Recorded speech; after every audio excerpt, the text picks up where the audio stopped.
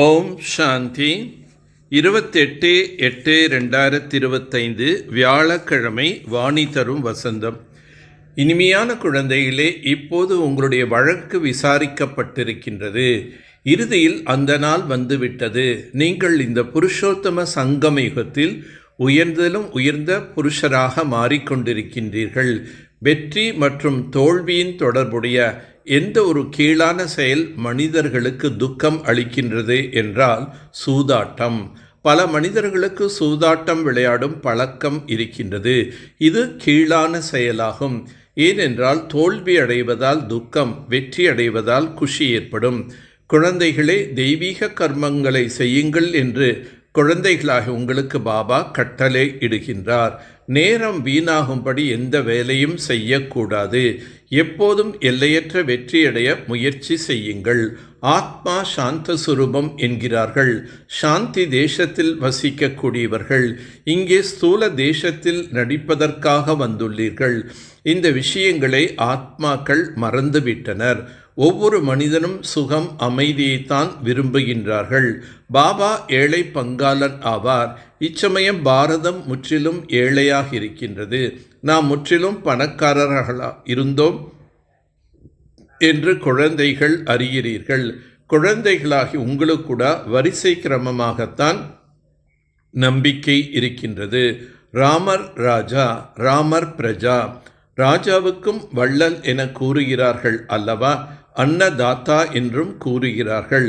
தந்தையும் வள்ளலாக இருக்கின்றார், அனைத்தையும் கொடுக்கின்றார்.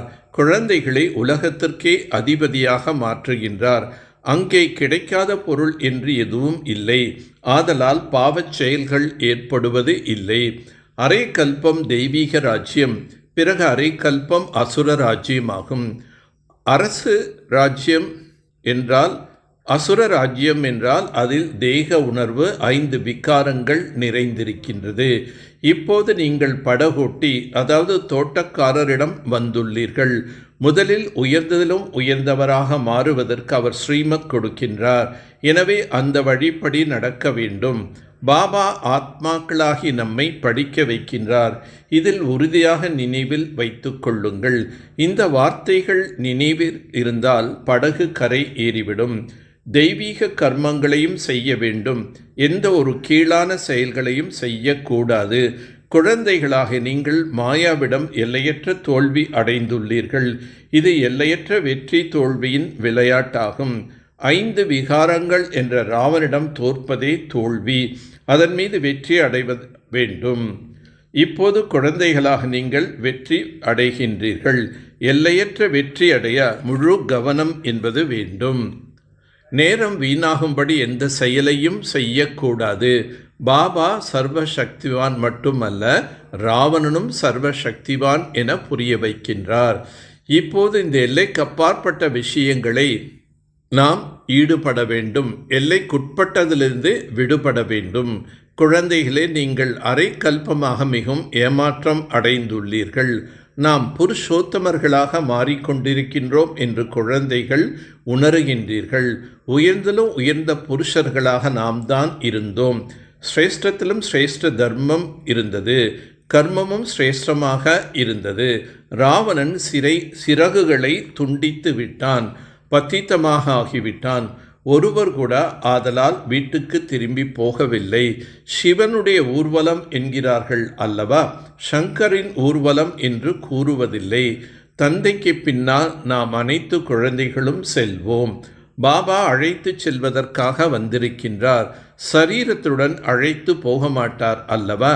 தூய்மை ஆகாதவரை திரும்பி செல்ல முடியாது. யமுனை ஆற்றங்கரையில் சொர்க்கம் இருந்தது என்று கூறியுள்ளார்கள். மீண்டும் உங்களை சொர்க்கத்தை சார்ந்தவர்களாக மாற்றுகின்றேன். கடலின் குழந்தைகள் காமச்சிதையில் எரிந்து இறந்தனர் என்று பாடப்பட்டுள்ளது. இப்போது அனைவர் மீதும் பாபா ஞான மழை பொழிகிறார்.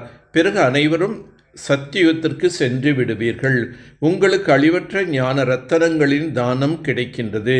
இதனால் நீங்கள் செல்வந்தராக ஆகிறீர்கள். ஒவ்வொரு ரத்தனமும் லட்சக்கணக்கான ரூபாய் மதிப்பானது. ஞான ரத்தனங்கள் நீங்கள் தாரணை செய்ய வேண்டும். பையை நிரப்பிக்கொள்ள வேண்டும். நீங்கள் நிறைய பக்தி செய்துள்ளீர்கள்.